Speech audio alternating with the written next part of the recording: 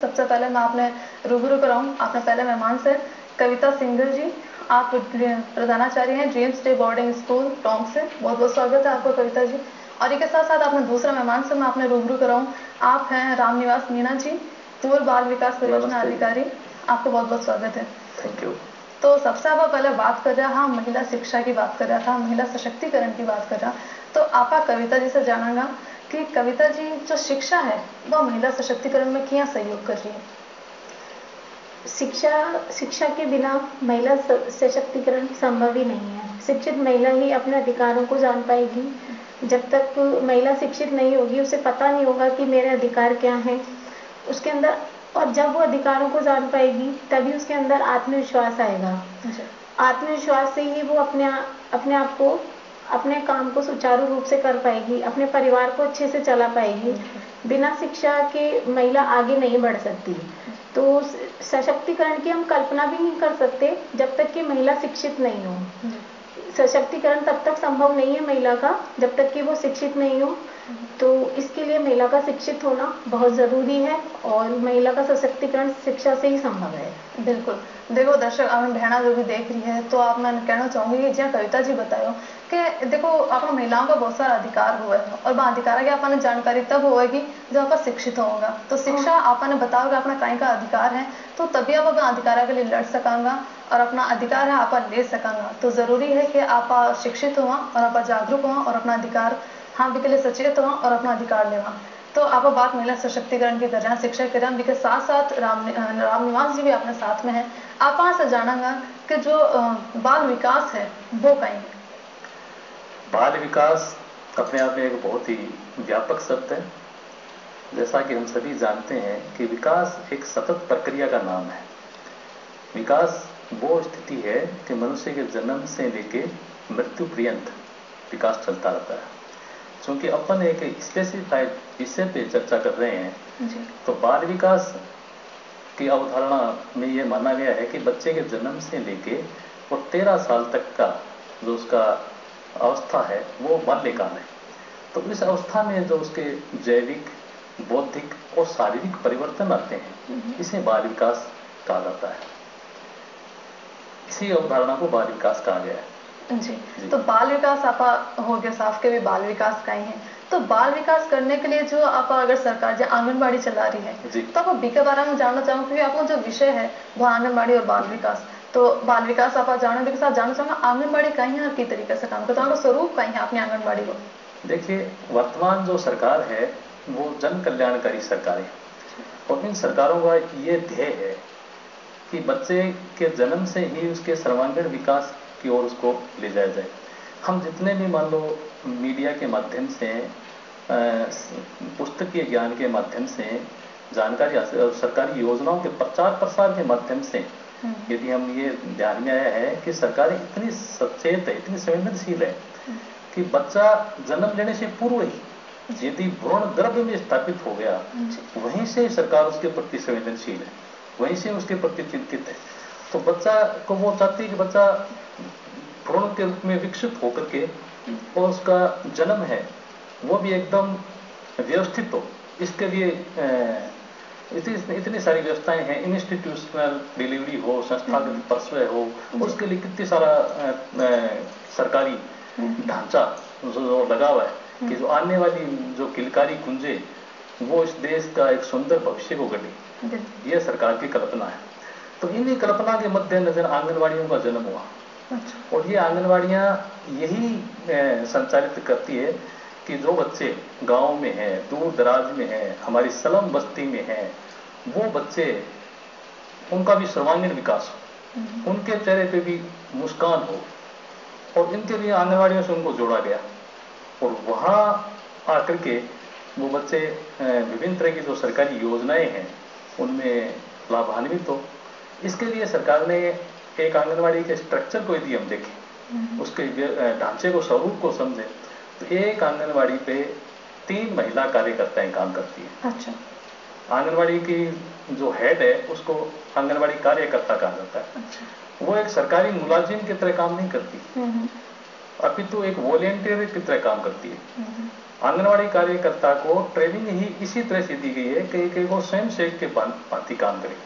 उसके दिमाग में वो अपने जो उसका एक सुरक्षित एरिया होता है।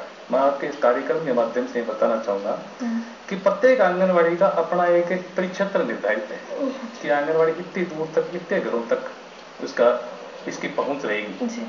तो उस एरिया की वो आंगनवाड़ी कार्यकर्ता वो उन महिलाओं की लीडर के रूप में काम करती है, एक वॉलेंटियर के रूप में काम करती है, और उनकी हर घर तक, वो जो अपन कहते हैं ना, हर घर तक उसकी पहुंच रहती है। जैसे मैं अपने साफ शब्दों में कहूँ तो चूल्हे तक उसकी पहुंच वाली वो महिला होती है। अच्छा, बिल्कुल परिवार के एक सदस्य, परिवार के हर तक वो जाने वाली महिला होती है, और वो उसके सुख दुख में हर तरह से वो सम्मिलित रहती है। इसी तरह से वो वॉलेंटियर स्वयं सेवक है। तो वहाँ उन जैसे वो बच्चों को एक 3 साल का बच्चा जैसे ही हुआ, वैसे तो बच्चे का नामांकन आंगनवाड़ी में जन्म से ही उसका आंगनवाड़ी में नामांकन हो गया उस बच्चे का।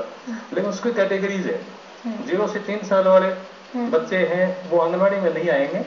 अभी तो घर में ही रह करके उनको आंगनवाड़ी कार्यकर्ता उसको लाभान्वित करेगी, जितनी भी सारी सर्विसेज है उस आंगनवाड़ी के माध्यम से वो उसको प्रोवाइड करेगी। 0 से 3 साल, और 3 से 6 साल के जो बच्चे हैं वो चल करके आंगनवाड़ी में आएंगे और वहां आकर के वो लाभान्वित होंगे। तो वो जो आंगनवाड़ी की जो हेड है, आंगनवाड़ी कार्यकर्ता जिसे कहा जाता है, वो उस तरह से एक लीडर के रूप में काम करेगी। दूसरी, इसकी असिस्टेंस के लिए एक आंगनवाड़ी सहायिका होती है जो वहां सेंटर पे रह करके आंगनवाड़ी कार्यकर्ता के निर्देशन में वो काम करती है।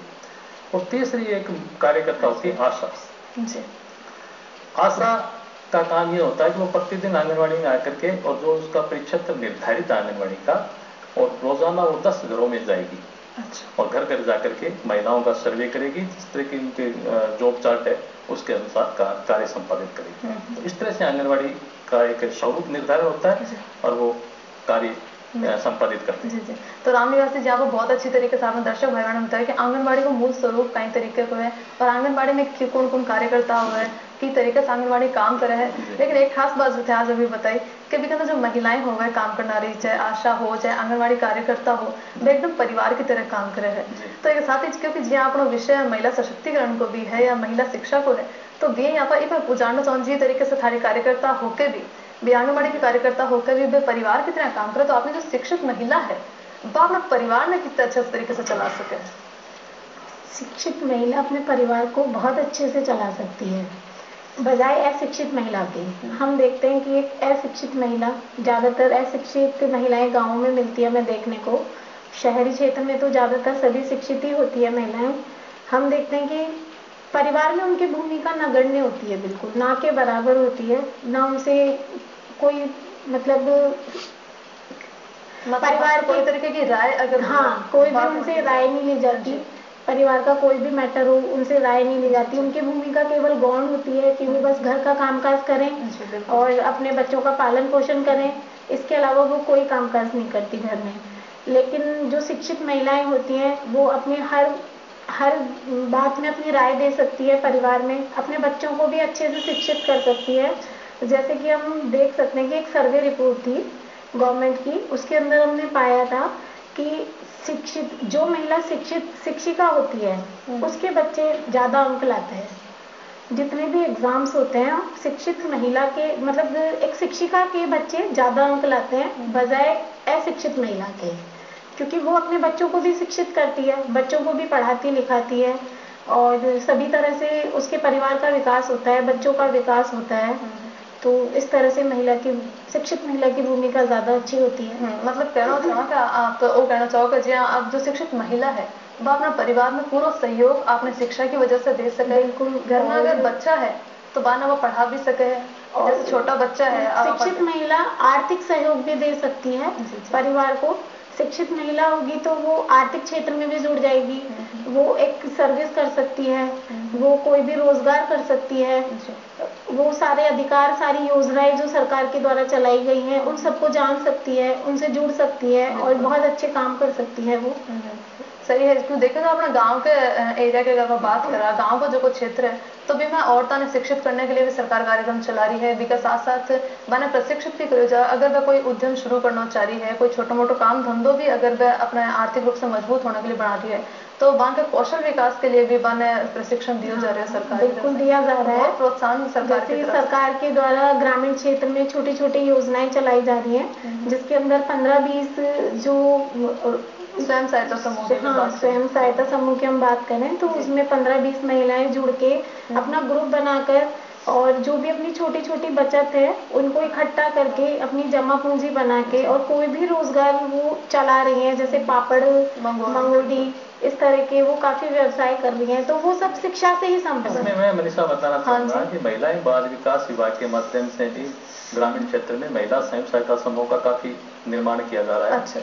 और राजस्थान भर में करीब 2 लाख के लगभग महिला स्वयं सहायता समूह है, महिला बाल विकास विभाग के माध्यम से निर्मित हो गए। और उन महिलाओं की जो बाल SHG है, इनको कहते हैं स्वयं सहायता समूह, उनके माध्यम से विभिन्न क्षेत्रों में जैसे एरिया वाइज, जैसे मान लो अपने सांगानेर में प्रिंटिंग का काम है, तो इस तरह का काम उन SHG के माध्यम से किया जा रहा है। चूरू जिले की मैं बात करूं तो चूरू जिले में स्पेसिफाइड एरिया में कहीं पापड़ उद्योग ज्यादा है, कहीं बड़ी का उद्योग ज्यादा है, या कहीं और कुछ आरी तारी है। इस तरह की जो महिलाओं से रिलेटेड जो वर्क है उनको छांटनी करके उनको उसी तरह की प्रेरणा दे करके और डेवलप किया जा रहा है। तो काफी महिलाएं SHG के माध्यम से आगे बढ़ रही है। जी जी। तो आप तो स्वयं सहायता समूह की बात हुई, महिला के आर्थिक रूप से सशक्त होने की बात आप करी, एक साथ साथ आप जानना चाहूंगा कि पहले जमाने में जबकि कुरीतियां ज्यादा थी, तो वह कुरीतियां से आज जो निजात पाया जा रहा है, तो भी में एक शिक्षित महिला की कई भूमिका रही है। कुरीतियों से निजात पाने में शिक्षा की बहुत बड़ी भूमिका है। हम देखते हैं कि जितनी भी कुरीतियां बनी हुई हैं वो सब महिलाओं के लिए ही बनी हुई हैं, पुरुष के लिए कोई भी कुरीति नहीं बनी हुई है। चाहे आप दहेज प्रथा ले लीजिए, चाहे आप पर्दा प्रथा ले लीजिए, चाहे आप बाल विवाह ले लीजिए, चाहे आप भ्रूण हत्या ले लीजिए, चाहे आप पहले सती प्रथा भी चलती थी, तो वो जितनी भी प्रथाएं हैं, बुराइयां हैं, कुरीतियां हैं, वो सब महिलाओं के लिए ही हैं, पुरुष के लिए नहीं है। इसका कारण है कि महिला अशिक्षित है। अशिक्षित है इसलिए वो निर्बल है, उसको जैसे भी दिशा निर्देश दिया जाता है वो उसको फॉलो कर लेती है, उसको मान लेती है। लेकिन वो आज शिक्षा से इन सभी कुरीतियों में बहुत बदलाव आया है। एक तरह से कुरीतियां खत्म ही हो गई हैं। सिर्फ एक कुरीति को छोड़ के, भ्रूण हत्या को छोड़ के, ज्यादातर सभी कुरीतियां हमारे समाज से लगभग लुप्त हो चुकी है। और इसका सबसे बड़ा कारण शिक्षा ही है, क्योंकि शिक्षित महिला अपने अधिकारों को जान चुकी है। शिक्षित महिला अच्छाई और बुराई को समझ चुकी है कि क्या मेरे हित में है और क्या मेरे अहित में है। तो इसलिए शिक्षा का बहुत बड़ा योगदान है। बिल्कुल। इसके साथ साथ आप आंगनबाड़ी की बात कर रहे हैं, क्योंकि रामनिवासी मैं वो जानना चाहूंगी कि आप जानी बाल सेवा वो बालका की बात करिए, जिसके साथ साथ आप आंगनबाड़ी की आप बात करिए, वहाँ का स्वरूप क्या है, लेकिन साथ साथ मैं वो जानूंगी कि बच्चा के स्वास्थ्य की अगर आप बात करें तो देखिए चिंता आप जब वो बच्चों गर्भ में आवे है तब से ही शुरू हो जावे है। तो क्योंकि गर्भवती महिला के पेट के अंदर अगर बच्चों बढ़ रहे हो तो आप बढ़ से शुरुआत करो, तो एक गर्भवती महिला के लिए आंगनबाड़ी की तरीके से काम करे। देखिए, आंगनबाड़ी का तो मुख्य उद्देश्य यही है कि हर बाल मन के चेहरे पे मुस्कान हो। एक बहुत बड़े कवि हुए हैं हमारे नागार्जुन, उन्होंने अपने 2 पंक्तियां लिखी बच्चे के लिए कि तेरी ये दंतुरित मुस्कान, तेरी ये दंतुरित मुस्कान भर देती मुर्दे में जान, तू है कुदरत का अनुपम उपहार, तेरे से चले ये सकल संसार। तो बालक तो वो भगवान की एक अनुपम कृति है, अनमोल रचना है, जिसे देख करके सहज ही यदि निसहाय व्यक्ति है, थका हुआ व्यक्ति है, उसको हंसता हुआ बच्चे को देख ले तो वो कितना सारे अपने थकान भूल जाता है। इसीलिए उसने नागार्जुन जी ने कहा दंतुरित मुस्कान, छोटे छोटे दांत जो बच्चे के आते हैं, दूध वाले दांत जिनको कहते हैं, उन दांतों में जो बच्चा मुस्कुराता है तो कितना प्यारा वो बच्चा लगता है। खैर, मैं उसकी व्याख्या पे नहीं जाऊंगा। तो ये आंगनबाड़ी का एक उद्देश्य है कि इनके बच्चे के चेहरे पे सदैव मुस्कान रहे, और मुस्कान तब रहेगी जब बच्चा स्वस्थ रहेगा। बिल्कुल। तो स्वास्थ्य के लिए तो ये समर्पित है हमारी आंगनबाड़ियाँ। और आंगनबाड़ी में जो बच्चे का एक श्रृंखला टीकाकरण है, जब बच्चे के जन्म से लेकर के पहले तो गर्भ में आते ही टीकाकरण है, माँ का टीकाकरण है गर्भ में स्थापित होते ही, उसके बाद में बच्चे का जन्म होते ही उसकी एक श्रृंखला है, स्वास्थ्य विभाग द्वारा निर्धारित और यूनिसेफ और WHO द्वारा जो निर्धारित जो टीकाकरण की श्रृंखला है उसके माध्यम से उसको वो पूरा करने में हमारी आशा और आंगनबाड़ी कार्यकर्ता का एक बहुत ही महत्वपूर्ण रोल है जी। तो उसके लिए वो है सारा कार्यक्रम चल रहा है। और अभी जो मेडिकल एंड हेल्थ डिपार्टमेंट के द्वारा टीकाकरण के एक 7 टीकों की एक श्रृंखला है जिसका नाम इंद्रधनुष है। वो इंद्रधनुष को संपादित करने के बाद में और अब निश्चित रूप से बच्चे स्वस्थ हैं और बड़ी बड़ी जो बीमारियां थी उन पर मेडिकल एंड हेल्थ डिपार्टमेंट और ICDS के माध्यम से आंगनबाड़ी कार्यकर्ताओं की अमूल्य सेवाओं और माँ की जागरूकता से हमारी बाल मृत्यु दर में काफी कमी आएगी। हमारे आंगनबाड़ियों का बाल मृत्यु दर और मातृ मृत्यु दर इन दोनों की कमी लाने का एक बहुत बड़ा उद्देश्य इनकी सेवाओं में शुमार है। और इसको हमने देखा है कि अब मातृ मृत्यु दर और शिशु मृत्यु दर में काफी गिरावट आई जी। ये तो बहुत खुशी की बात है जी। तो आगे काम के सहयोग से ही हुए है सब क्या जागरूक कर रहे हैं महिलाओं ने। सफलता तभी मिलती है जब सब एक साथ एक टीम वर्क के रूप में काम किया जाए, जहाँ जो वो डिपार्टमेंट का सहयोग हो, राज्य सरकार का मार्गदर्शन हो और अवेयरनेस हो, उसी सबके मिले जुले रूप का नाम ही सफलता है। एक रामनिवास से मैं जानना चाहूंगी, आप बात कर रहे हैं हाँ टीकाकरण की बात कर रहे हैं, तो जैसे आपने जो बच्चा है बाना है बीमारियां से बचाव हो रहे हैं, पर बी के साथ साथ यहाँ कई बार कुपोषण का शिकार हो जाए बच्चा, तो जरूरी है कि वहाँ को खान पान ऐसा हो जिससे वहाँ पूर्ण पोषण मिल सके। तो इसके लिए आंगनबाड़ी में क्या व्यवस्था है? कोई पोषण आंगनबाड़ियों की स्थापना ही कुपोषण को दूर करने के लिए की गई। राजस्थान में 1975 में सबसे पहले हमारे ट्राइबल जिला बांसवाड़ा की गद्दी में सबसे पहले आंगनबाड़ी खोली गई और उसका उद्देश्य भी यही था कि हमारे उस एरिया में कुपोषण और अशिक्षा ये चीज़ें ज़्यादा थी। उसके बाद में धीरे धीरे ये डिपार्टमेंट है वो पूरे राजस्थान में अवस्थित हुआ। तो कुपोषण निवारण करना तो इस विभाग का मुख्य लक्ष्य है और पोषाहार दिया जाता है माँ को और बच्चे को, यही मुख्य काम यही है डिपार्टमेंट का। इसके माध्यम से बच्चों का और माँ स्वस्थ होगी तो बच्चा स्वस्थ होगा, ये हम सभी जानते हैं। तो माँ का कुपोषण दूर करने के लिए भी पोषाहार दिया जाता है गर्भवती माँ और धात्री माँ दोनों को। जो माँ बच्चे को दूध पिलाती है उसको धात्री माँ कहते हैं। तो उन दोनों के लिए भी पोषाहार आंगनबाड़ियों के माध्यम से दिया जाता है। उसके पश्चात 6 साल तक जब बच्चा आंगनबाड़ी से जुड़ा रहता है तो उसको भी वहाँ पोषाहार दिया जाता है ताकि उसका कुपोषण का निवारण हो सके। तो पोषाहार में पूछ लो अगर कई तरीके की चीजें दी जाए। पोषाहार एक वैज्ञानिक तरीके से उसकी रेसिपी निर्धारित है। अच्छा। उसमें चीनी होती है, उसमें सोयाबीन होता है, उसमें तेल होता है और जो प्रोटीन युक्त जो चीजें हैं उनके मिश्रण करके पोषाहार बनाया जाता है। और ये पोषाहार पहले तो बड़ी बड़ी मिलों के द्वारा बनाया जाता था, उनके द्वारा आपूर्ति की जाती थी। लेकिन अब महिला सशक्तिकरण के लिए इस विभाग में बहुत बड़ा काम हो रहा है। जैसा कि मैंने अभी पूर्व में बताया स्वयं सहायता समूह के माध्यम से। तो हमारे जो महिला बाल विकास विभाग के माध्यम से जो स्वयं सहायता समूह निर्मित है वो महिलाएं पोषाहार बनाती है और पोषाहार बना करके अपने क्षेत्र के आंगनबाड़ियों में आपूर्ति करती है, जिससे उनको आय भी होती है और सेवा भी होती है और महिला का बच्चे से ज़्यादा लगाव होता है, ये निश्चित रूप से है। तो बच्चों के लिए वो पोषाहार दे करके अपने आप को और ज़्यादा खुशी महसूस करती है। तो रामनिवाल जी अब आप बात करें बाल स्वास्थ्य की बांके पोषण की भी के साथ साथ आप चाहें कि जो महिला है बहना है क्योंकि देखो सारो परिवार है कि महिला दूरी हो बाकी और महिला के भी स्वास्थ्य का ध्यान रखना जरूरी है। तो आप अभी महिला सशक्तिकरण के साथ साथ जानना चाहूंगा, मैं कविता जी से पूछना चाहूंगी कि महिला अपना स्वास्थ्य को किस तरीके से ध्यान रहे, एक शिक्षित महिला है बाकी ज्यादा अच्छी तरीके से अपना स्वास्थ्य को अपने परिवार के स्वास्थ्य को ध्यान रख सके कई तरीके से? शिक्षित महिला अशिक्षित महिला की बजाय अपने परिवार का और खुद के स्वास्थ्य का ज़्यादा अच्छे से ध्यान रख सकती है। वो इस तरह से कि यदि महिला शिक्षित होगी तो सबसे पहले कि उसको पता होगा कि मेरे परिवार में या मेरे आसपास कितनी गंदगी है, तो वो सफाई वगैरह पे ज़्यादा ध्यान देगी। हम देखते हैं कि अशिक्षित महिलाएं इन चीज़ों को इग्नोर करती है, इन पे ध्यान नहीं देती। वो बच्चों को भी साफ सुथरा नहीं रखती, गंदगी रहती है तो गंदगी रहती है उसको भी वो साफ नहीं करती। लेकिन शिक्षित महिलाएं वो सारे जो भी कीटनाशक हैं उन सब का प्रयोग करके सारी गंदगी को दूर करके और अपने बच्चों को भी साफ सुथरा रख के हर तरीके से वो शिक्षित महिला इस क्षेत्र में ज़्यादा अच्छा काम कर सकती है। और मैं खान पीन को किस तरीके से अच्छे से ध्यान रख सकती हूँ? बिल्कुल उसको सारी नॉलेज होगी कि किस तरह का खान पीन मेरे लिए मेरे हित में है, मेरे परिवार के हित में है, बजाय अशिक्षित महिलाओं के। यदि महिला शिक्षित नहीं होगी तो उसे पता नहीं होगा कि ये चीज़ें मुझे नुकसान करेंगी या ये चीज़ें मुझे फ़ायदा करेंगी।